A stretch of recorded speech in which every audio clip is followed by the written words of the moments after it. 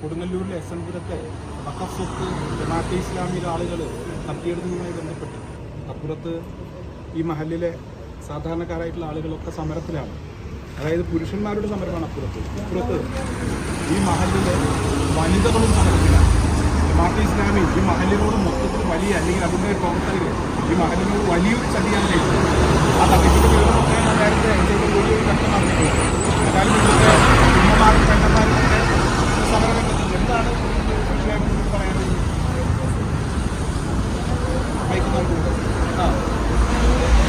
എങ്ങനെ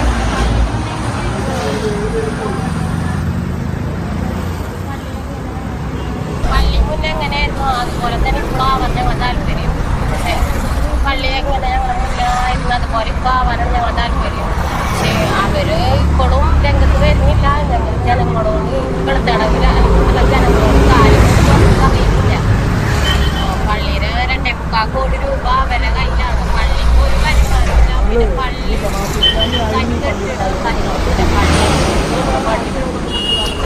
നിങ്ങള് ഇത് ജമാഅത്തെ ഇസ്ലാമി ആയിരുന്നു ഈ പള്ളിയുടെ കാര്യങ്ങളൊക്കെ നടത്തി പോകുന്നത്. നിങ്ങളൊക്കെ ആ ആശയവുമായി ബന്ധപ്പെട്ടുള്ള ആളുകളാണോ അതോ സുന്നി ആശയവുമായി ബന്ധപ്പെട്ടിരിക്കുന്ന ആളാണോ?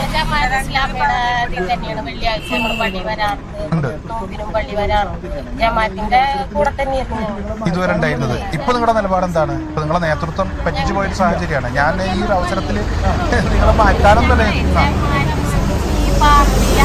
ഇല്ല.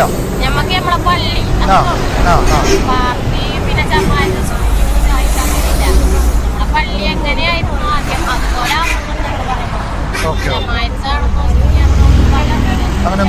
പോയത് ജമാഅത്ത് ഒരു വിഷമം മാത്രം. പക്ഷെ ജമാഅത്ത് ഇസ്ലാമിക്കാര് ഇടപെടുമെന്ന് ഞങ്ങൾ വിചാരിച്ചു. പക്ഷെ അവരെ ഭാഗത്ത് യാതൊരു സപ്പോർട്ടും അവരുടെ നേതൃത്വം ഇതുവരെ ഈ വിഷയവുമായി ബന്ധപ്പെട്ട ഒരു ഇടപെടൽ നടത്തിയിട്ടില്ല. ഇല്ല. ഓക്കെ, ഇതന്നെയാണ് എന്റെ അഭിപ്രായം. ഇതിപ്പോ അവര് പറയണത് പാർട്ടിക്കാരുടെ ബേസിലാണ് പോണേന്നാണ്.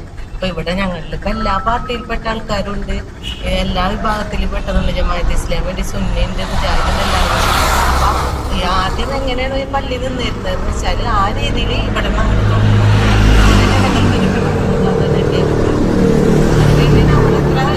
എന്തോരം മുന്നോട്ട് പോകണം. അതായത് ഇവരൊക്കെ ജമാഅത്തെ ഇസ്ലാമി എന്ന് പറയുന്ന ആശയവുമായി ബന്ധപ്പെട്ട് നിൽക്കുന്ന ആളുകളാണ്. അവര് വെള്ളിയാഴ്ച പള്ളികളിൽ വരാറുണ്ട്, അതുപോലെ നോമ്പിന് വരാറുണ്ട്.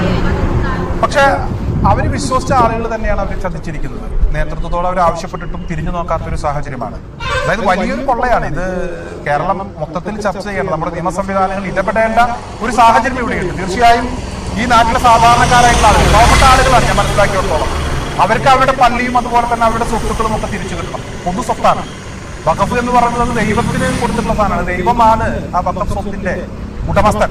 മറ്റാർക്കും അതിൽ കൈകടത്താനോ അത് തട്ടിപ്പറിക്കാനോ അല്ലെങ്കിൽ പിടിച്ചെടുക്കാനോ ഉള്ള ഒരു അധികാരമില്ല. അതുകൊണ്ട് തന്നെ ഇതുമായി ബന്ധപ്പെട്ട് നടന്നിട്ടുള്ള മുഴുവൻ ട്രാൻസാക്ഷനും അത് ക്യാൻസൽ ചെയ്യണമെന്ന് തന്നെയാണ് ഇവരുടെ ഒക്കെ അഭിപ്രായം. അവർക്കത് തിരിച്ചു കിട്ടണം എന്നുള്ളത് അവര് അത് വ്യക്തമായി പറയുകയാണ്. ഉമ്മാക്ക് എന്തെങ്കിലും പറയാനുണ്ടോ ഈ വിഷയവുമായി ബന്ധപ്പെട്ടിട്ട്? പൈസ ഞങ്ങൾക്ക് ഈ പള്ളിക്ക് പോയ പൈസ, ഈ സ്ഥലം വിറ്റ പൈസ ഞങ്ങൾക്ക് ഇത് പള്ളിക്കില്ല. ഞങ്ങൾക്ക് ആകുന്ന ഞങ്ങൾക്ക് 6 മാസമായി ഇങ്ങനെ ഇരിക്കുന്നു. 6 മാസമായി വെയിലും റോഡിന്റെ പൊടിയും എല്ലാം ഞങ്ങളുടെ വീട്ടിലുണ്ട്. ഞങ്ങൾക്ക് ഈ പൈസ തിരിച്ചു കിട്ടണം. ഞങ്ങൾക്ക് പള്ളിയിൽ നിന്ന് പോയില്ലേ, നമ്മുടെ പറമ്പ് വിറ്റ് പോയില്ലേ, ആ പൈസ തിരിച്ചു കിട്ടണം. ഞങ്ങൾക്ക് അതാ ആഗ്രഹമുള്ളൂ. നമുക്ക് പള്ളി അല്ലേ, നമുക്ക് അതാ ഒന്ന് കൽപ്പിച്ചില്ല. അമ്മ ജനിച്ചിട്ടുണ്ട് പള്ളി, അത്ര ഉള്ളൂ ഞങ്ങൾക്ക്. അല്ലാണ്ട് വേറൊന്നും ഉദാഹരണമില്ല. അതാണ് ഞങ്ങളുടെ അഭിപ്രായം കേട്ടോ. പറയാനുണ്ടോ? ഒന്നുമില്ല.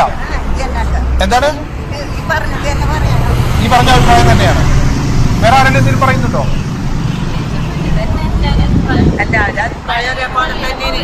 പിന്നെ ഇത് പാർട്ടിക്കാരാണെന്ന് പൊതുവെ പറയുന്നുണ്ട്. പാർട്ടി സംബന്ധമായിട്ട് നടപടിയെടുക്കുന്നത് ഈ പാർട്ടി ഇത് പറഞ്ഞ പാർട്ടി ഇല്ല.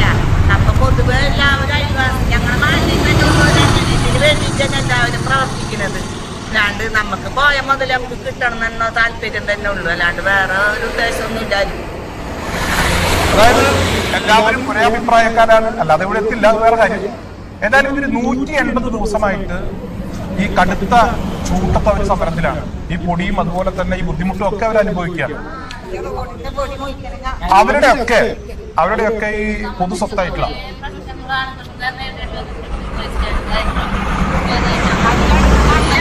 തല്ലടക്കം നടന്നിട്ടുണ്ട്. കാലുകൊണ്ട് സുഖമില്ലാത്ത പയ്യനേന്